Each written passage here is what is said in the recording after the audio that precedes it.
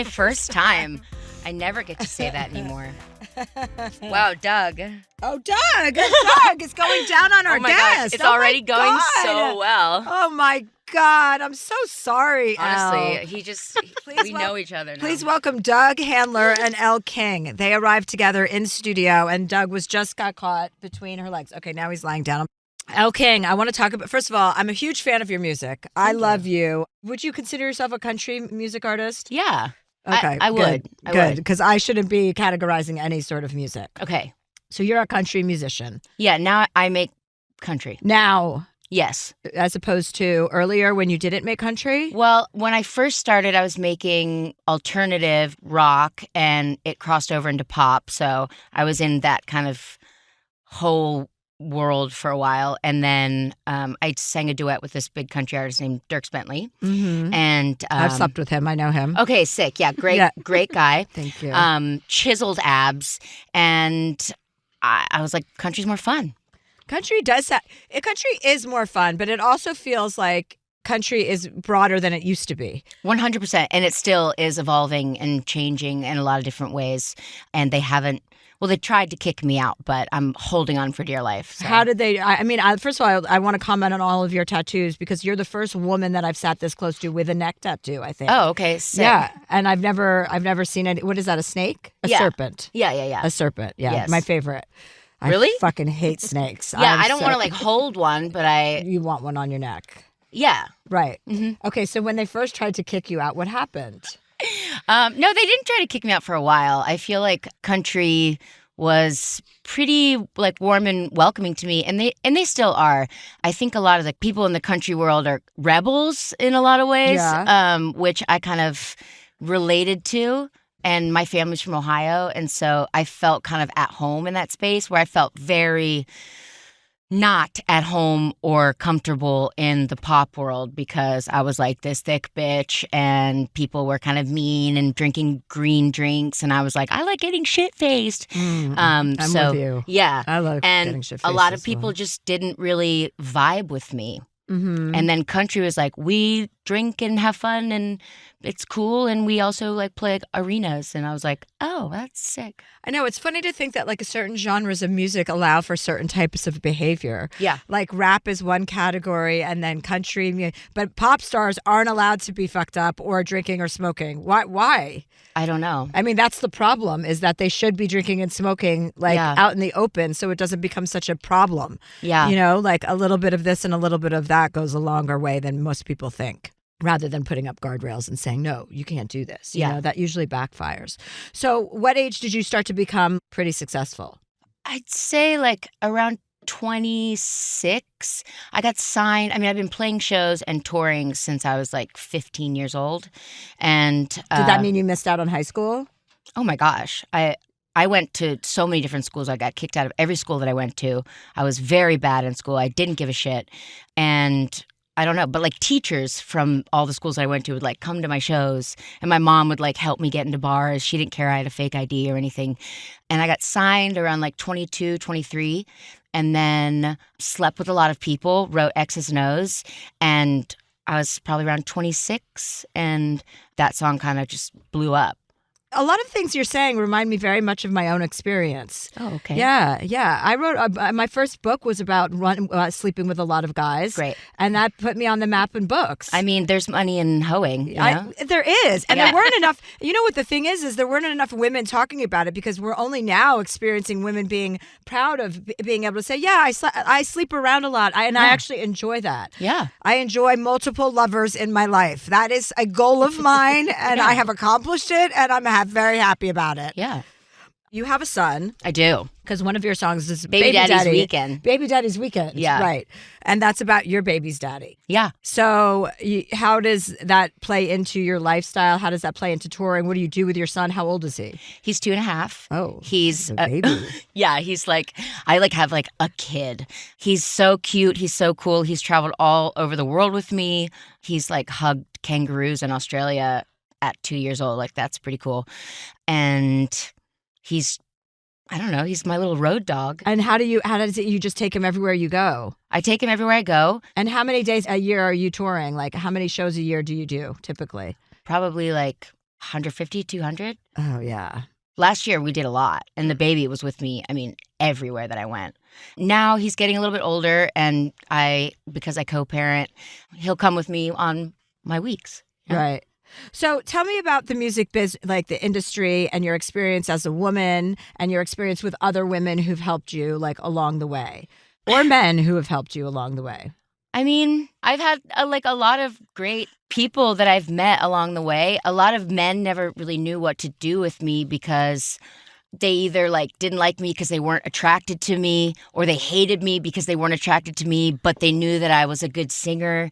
And so I had a lot of weird experiences of having to push through that. But I also grew up like a fat girl, so I had to be really funny, and I was always in trouble, and I could talk my way. I've never been arrested. Believe it or not, I know neck tattoos, shocker. But I've talked my way out of handcuffs because I can make a guy laugh, But I saw a lot of weird things in Hollywood, and it was kind of weird to me, and nobody seemed very happy. But I loved music, and I was a very emotional teenager and a really, really sensitive and emotional child.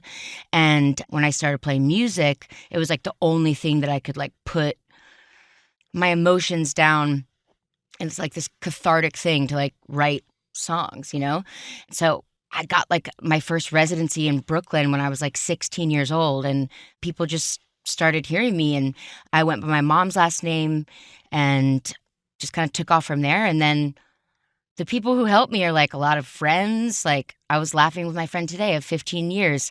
She was like, yeah, bitch, your first South by Southwest, I fucking gave you money to buy fucking clothes. And I don't know, I feel very blessed. I always think no success is your own. You know what Yeah. I mean? It belongs to all of the people who helped you achieve it. Totally. I always get asked that question about women because when I was coming up, women were you weren't on each other's side. There wasn't room for Yeah. a lot of women. Yeah. And so now that just seems to be melting away where people are oh no, we can actually celebrate the success. Someone, blowing somebody else's candle out doesn't make yours brighter. There's room for everybody. But that feels more recent, that vibe. Yeah. Unfortunately. Yeah, my candle's usually behind in a dumpster or something. It's And, under your car. Yeah, under my car. Fucking it just got towed, so. So do you like touring? Do you like being on the road? I do. I feel like I'm better at that. You're either made for touring or you're not, and you find out real fucking quick. I'm definitely made for it. I don't do well sitting in one place for a long time. I go totally nuts. I'm kind of kooky, I guess, in a lot of ways, but I actually crave schedule and routine. And also my touring family, my band, most of them have been with me for over 8 years. So they're my longest relationship, and they're incredible human beings, and they're the most talented musicians. They've taught me everything that I know, and they've stuck by me through a lot of bullshit. What you're just saying about structure, with personalities that are very creative, because I don't everything you're saying. I agree with so much. I don't like to be stuck in one place. I don't like to be tethered. I don't like someone to say I have to even be anywhere for 6 weeks unless it's my choice and I'm skiing, because I could do that for 6 weeks. But I don't like that. And when structure is provided, even in as you're wandering around the world, but there's a structure to it, you're able to actually let your creative juices fly in a much more, because you do have the structure. Without the structure, you'd be a fucking hot mess. I would be a mess. I need some sort of parameters. As long as I'm in control and no one is telling me what to do, that's great. That's great. Yeah, exactly. Yeah. Have you had any major blow-ups with men in this business? You don't have to name names, but where you really had to lay into a man? Because I did that recently and it felt great. Oh. My friend was listening outside because I was just retelling the story this weekend, and my friend was listening outside, and when I came out of the room that I was, reading him in, she said, how did you learn how to talk to men like that? Oh. And I was like, oh, I'll teach you. Yeah, you got to stand up for yourself, girl.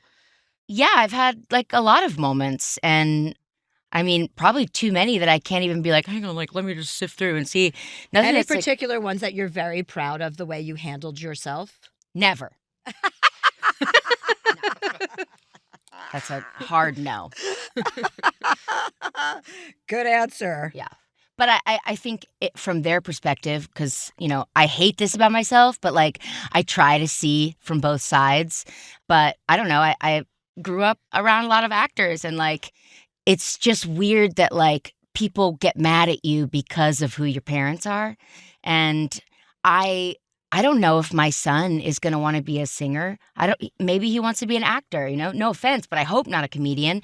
And like, I don't want him to be like, well, fuck me. Like my mom is like the drunk country singer, You had a bad experience, right? Where you were performing somewhere and Yeah. you got in trouble for being drunk on stage. Yes. I've also been there. Okay.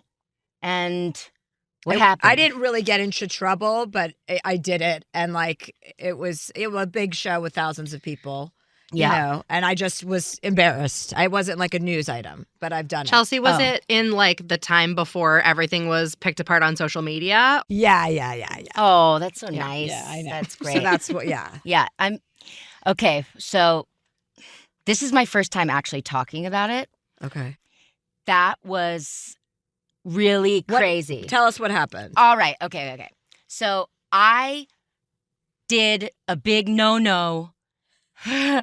I not only cussed on stage, hammered at the Grand Ole Opry, but it was Dolly Parton's birthday, and the Opry was doing a Dolly Parton tribute. Uh-huh. I haven't spoken about it because, one, I had to just chill. It was a big deal. There were 2 shows that night. I know in like stand-up comedy, like a lot of times there's 2 shows a day. Yeah. So there was an early show and then a late show. I had been going through something very heavy and traumatic in my life at the time. And that day was a really big day dealing with what I was going through and that I'm still going through. And I suffer from like severe PTSD. That day, I hadn't eaten, I hadn't slept in days, and I was really overwhelmed. I was like a shell of myself. And they called me, and there was a big snowstorm that day. And this other singer who's supposed to be the headliner backed out like 3 hours before. And they asked me if I would be the headliner and sing Jolene. I was like, great. I know that song. First show, fucking perfect. I take 1 shot too many, and I'm just not there in my body. I'm not there. I don't remember it. All I remember, I don't even remember what I said. I know now what I said. I said, I'm Elle King and I'm fucking hammered. And I got the curtain dropped on me. And then like, I just get like flashes of this. And I was totally 100% disassociated. And I just cut to like the dressing room, me like on the floor, just like sobbing, like, what have I done? And then the next day it was like everywhere. And I was mortified. And I hand wrote an apology letter to the Opry, and I hand wrote an apology letter to Dolly. And Dolly called me a couple days later, and she's just like literally she's like proof that angels exist. She just gave me really kind words and told me, well, Dolly's not mad at you, why should the world be? And made me laugh. And like that's the kindness from women, like Yeah. that's the stuff that I've received that I'll never forget ever, because I wanted to fucking die. And I don't know, I had to like remove myself from the population for a while, because it wasn't getting any better. It's like, if I had a dick, would it be different? I don't know. But I also didn't want to even put any energy into that, because one, Mm-hmm.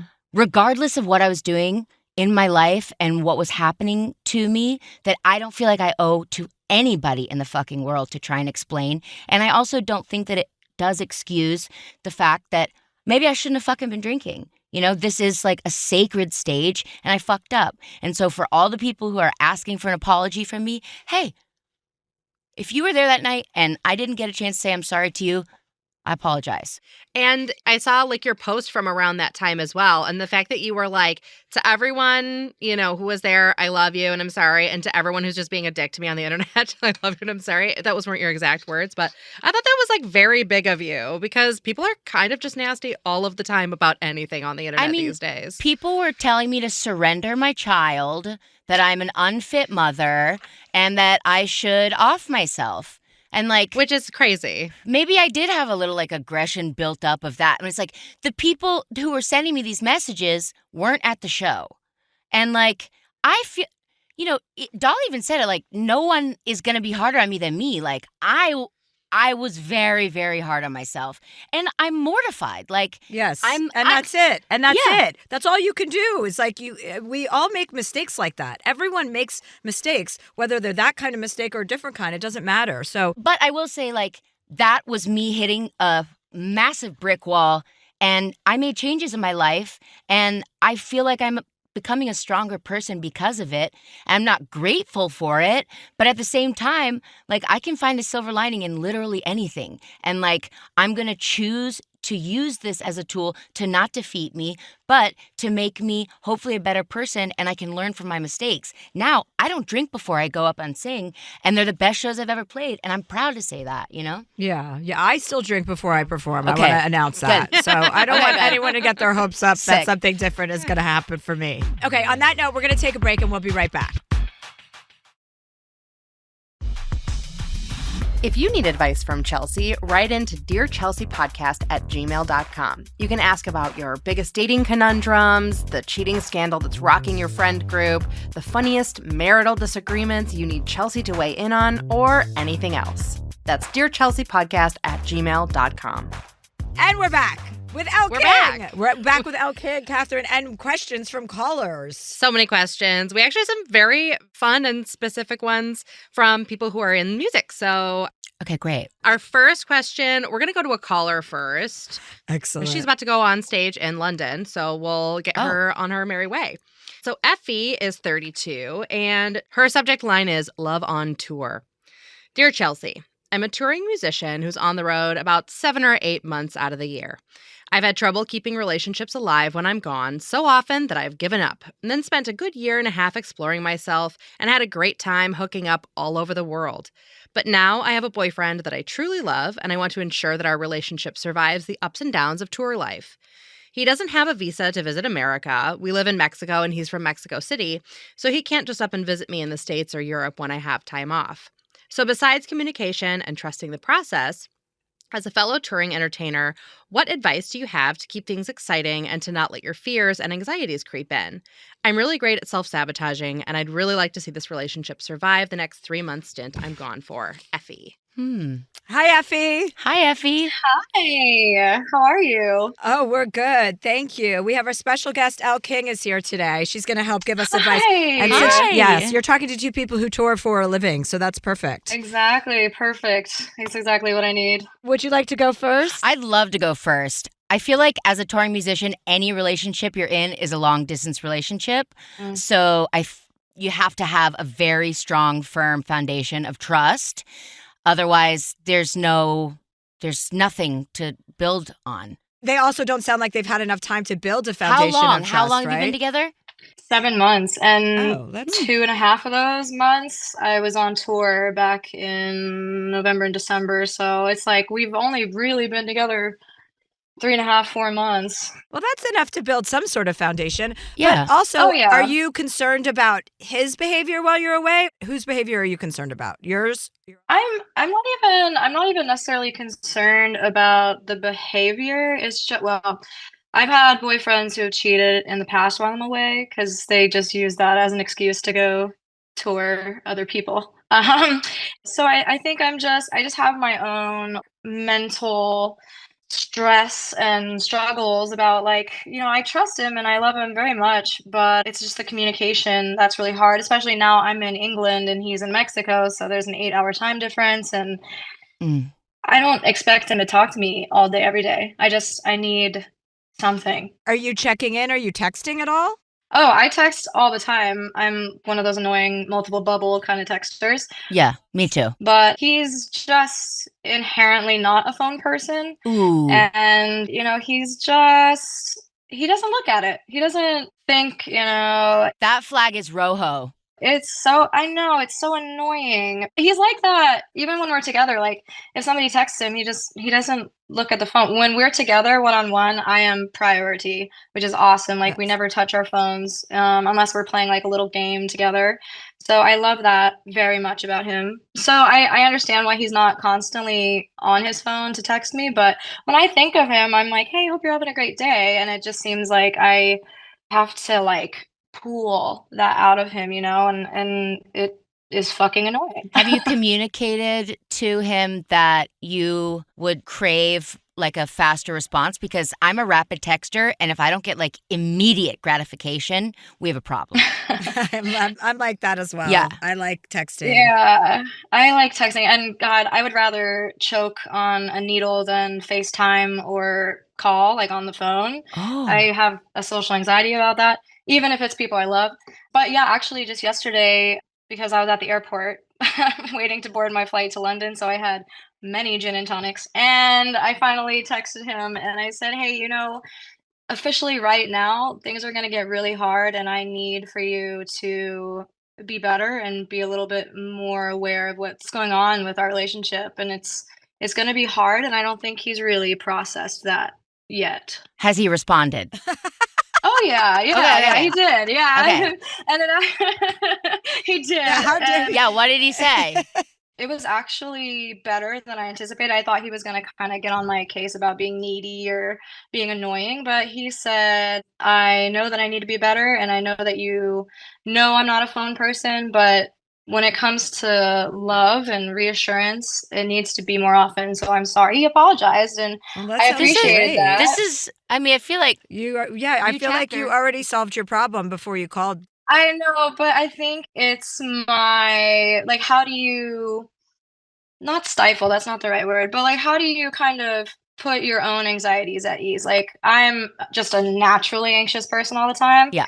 So my mind immediately goes to, like, the darkest place possible, and with relationships where I've had experience that end really badly because they get bored that I'm not home, or they have their own jealousy, or they have their own insecurities. It's just I wanna make sure that I tread carefully and correctly to make sure that this lasts. Can I say something? What I heard and what I took from everything that you just said, it sounds like maybe there's some inner work that you can do to find calm and peace within you and trust yourself and your own gut and your own intuition that will only help fuel a loving relationship outwardly if you start inside first and calm Yeah. that. And I think with that kind of self-love and self-trust and like all of that comes, leaving a lot of the other past traumas from other relationships and not being carried into the next one. That's, I don't Yeah. know what, I don't do that personally, but I feel like that could maybe be helpful for you.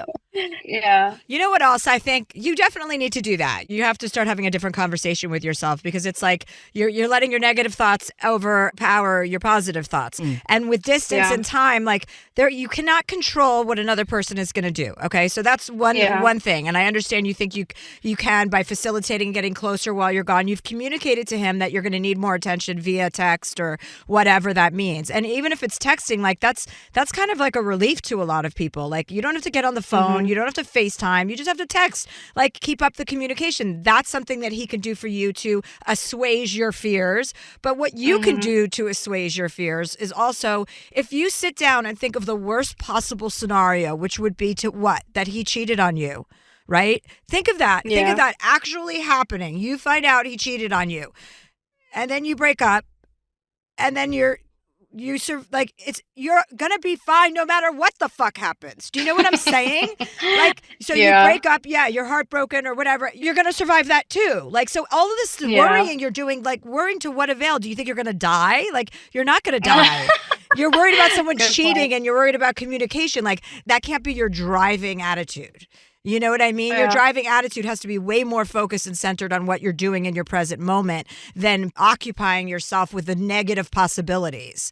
So that's a conversation, like she said, that you have to keep having with yourself and also a therapist or like guided meditation, something that's going to teach Yeah. you how to calm down and to breathe out your nerves, when they overcome you. Because if you sit with it and you think, okay, I'm having this feeling, I'm worried he's going to cheat on me, then sit with it and go, okay, well, what if he did cheat on me? What would happen then? Well, we would have to break up. That would suck, but you would still be alive and you would still survive. It's like, even the worst possible scenario isn't that bad. It just, you know what I'm saying? Yeah, it sounds worse than it will be, you know. And then if you go through all those feelings, it's almost like you extinguish. You're like, okay, yeah, that would really suck. Now let me get on with the rest of my day. Wow. Yeah, I agree. I agree with all that. Like a Me and guru. Elle are both like, damn, Yeah. good job. Yeah. No, I mean, I totally agree. And I'm doing this like journaling process called the Artist's Way. And it's basically just a journaling, like every day you wake up and you do 3 pages of just like conscious streaming, just letting out all of your stuff. And I'm like finding myself aggravated because all of my writing is just like, okay, I gotta like think about this relationship and what is happening, and I'm angry about this, and I'm like, it's seriously taking over like my brain, and it's unhealthy. Yeah, you're obsessing over your relationship, and you got to like figure out a way to internally dial that back, because that's not serving you. So you have to Not start doing thinking anything. about all the other things in your life that you're grateful for, and start thinking about that and journaling about that every morning to get your mind a little bit more balanced. Talk about what are you grateful for? Your family, what? Your job, your life? Yeah, my job, music, travel, all the things that I get to do because of music is incredible. So I'm very grateful for all of that. You're getting on stage soon to perform in front of a live audience, right?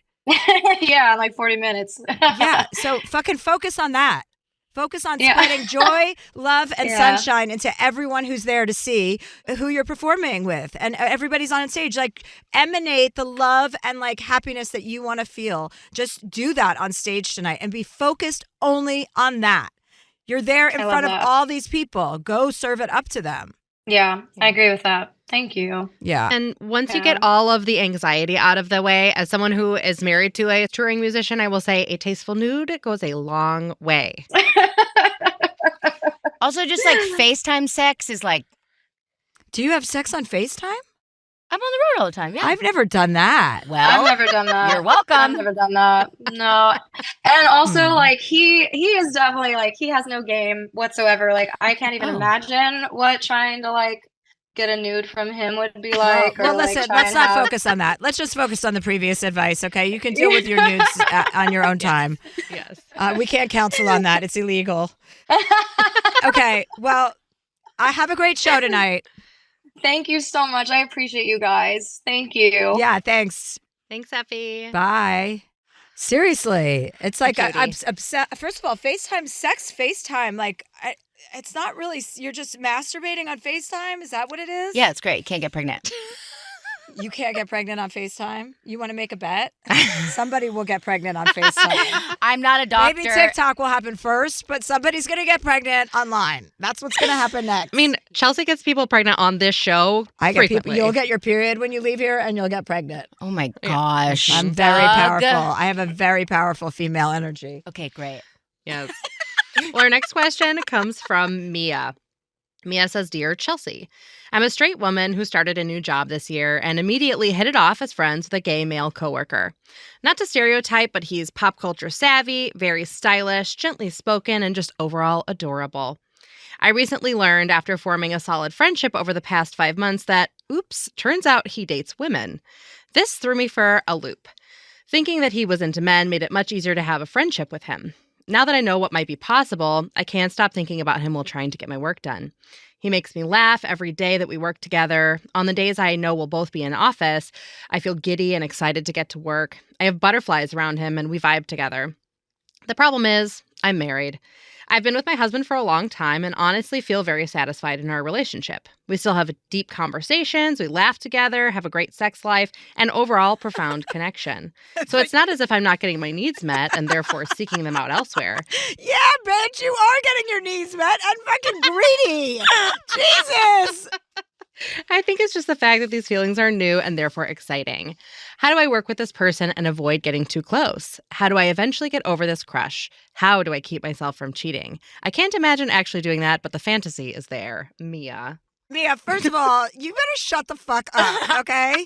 You have a great husband who you're having sex with, who you're having deep conversations with, and who you laugh with, and you're busy worried about your crush. Remember that a crush is a crush. It doesn't mean anything, and you can control yourself because you're an adult woman. Yeah. So try not to fuck your coworker, okay?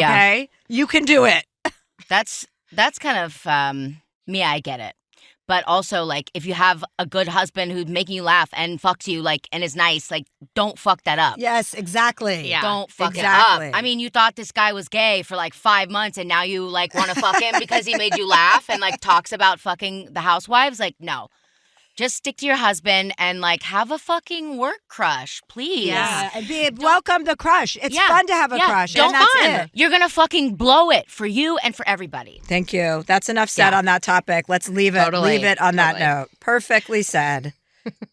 All right. Our next caller is Jenny. She is in New York.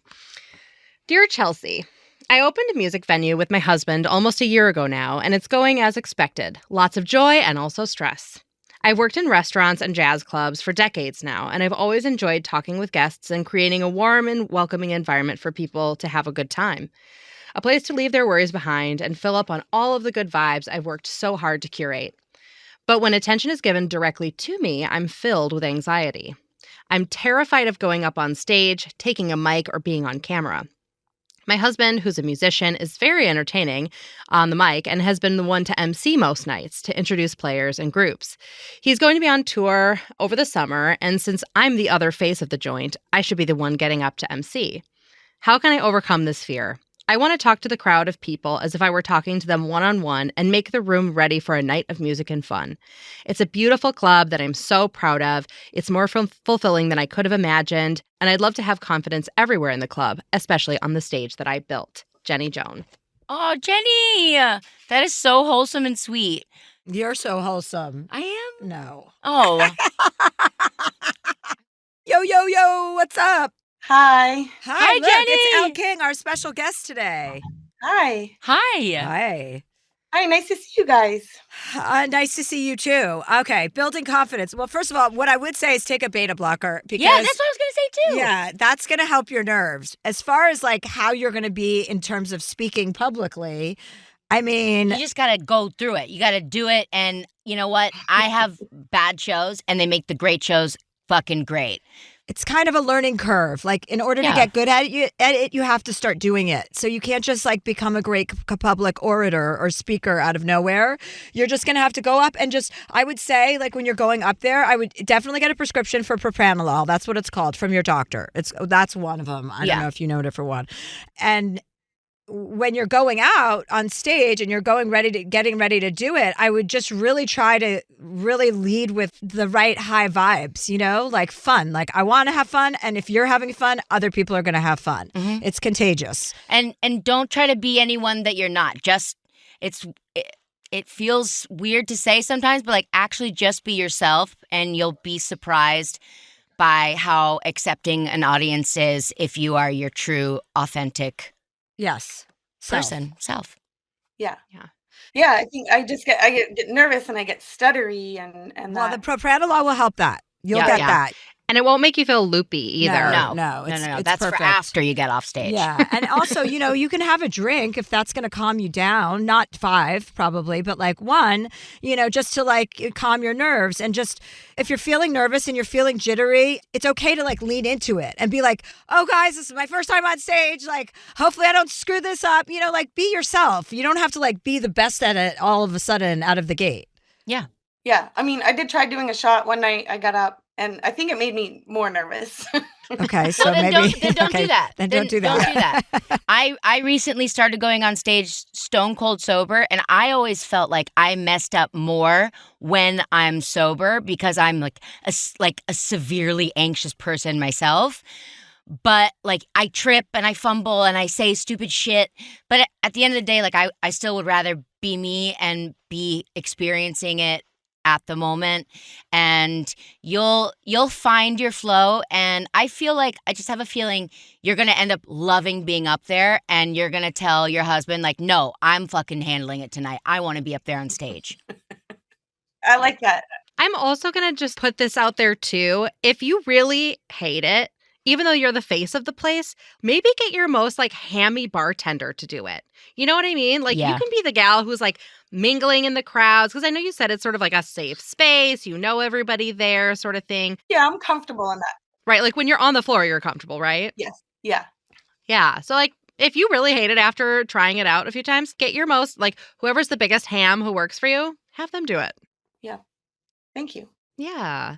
Any other confidence advice, gals? I think confidence is just you really have to lean into it and act like it's like faking it until you make it. Yeah. It's fucking true. It is. I mean, I was so full of shit for so many years. And guess I what? still am. All my bullshit, me too. I'm still full of shit too. But it all came true. So just act like you know. It's the opposite of what I said 10 minutes ago, which was lean into your nervousness. Yeah. This isn't making sense anymore, this podcast. It's time it's time. We have to go now. I like that. I like this advice. Thank you. I'm gonna give it a shot. And You're gonna do great. If one of the pieces of advice don't work, try another piece of advice. Yeah. And then report back. Take care, Thank Jenny. you. Bye. Thanks. Feels to me like she really wants to get up on that stage. Yeah. Right? Yeah. Like, I mean, even though she's nervous, no, I think she wants to be good at it. Like Yeah. she wants. She does. She I think doesn't she's wanna gonna love do it. but she's gonna. Yeah. But anxiety's weird. It can just totally take over all of you. Yeah, I realized, I mean, my friend was talking about anxiety the other day, and I was like, I go, yeah, I guess I do have anxiety. I always like to go around saying I don't have anxiety, but like being anxious to go to an event or knowing you have to do something and it weighing on you all week or like for a couple days. I hate leaving the house. That's anxiety. Yeah, like I don't go out, you know? I'm like, even though I'm like, I've been a party girl my whole life, like I actually am I'm an awkward human being and I'm socially awkward and weird and have social anxiety. Yeah. Well, I would never be able to tell that just sitting next to you. Because I'm faking it. I know. And you're doing a great job. Thank you. Okay, we're going to take a break and we're going to be right back. And we're back. We're wrapping up with Elle King, who, by the way, I want to thank you for sharing your story earlier. Thank you for sharing that. I think that's going to be really helpful to a lot of our listeners because I've been there. It's in my new book. I have a chapter about some older celebrity calling me out on my bad behavior at a party where I did what you're talking about, you know, something similar when I was in my 20s. And I was like, I will never, ever have that woman speak to me again. Like, she's never going to have to talk to me again because I will fix the problem. Yeah. And so I think it's another example of sisterhood, of women showing up for women and being graceful when somebody fucks up. Like, that is a great quality to be able to give to someone else, or it's not a quality, but it's a great gift you can give someone else when someone in your life does fuck up, like to be graceful to them about it. You know, like, okay, I understand, you know, you made a mistake. I'm not going to crucify you for this. And when they fuck up 15 more times, no. Yeah. Then you say, fuck off. I think my biggest take from everything that happened is, okay, next time I see somebody going off the rails or doing something crazy or like, you know, maybe acting poorly, I now understand, first and foremost, as a mother, but also having gone through that, okay, I have no idea what's going on behind the scenes. Obviously, this is stemming from a place of hurt, fear, something that's going on that's really big, maybe. So it's taught me a lot of empathy and grace and like humility. And I don't know, I'm not happy for it, but what I've learned from it is like just, I mean, I'm still every day learning. Yeah, every day. Gonna go have a panic attack in the car though. I love your hands. They're so cute. Oh, thank you. They're so nice, and I like your nails that they're short and your jewelry and your tattoos. Thanks. Very cute hands. We'll have to showcase those on my Instagram feed when the episode comes out.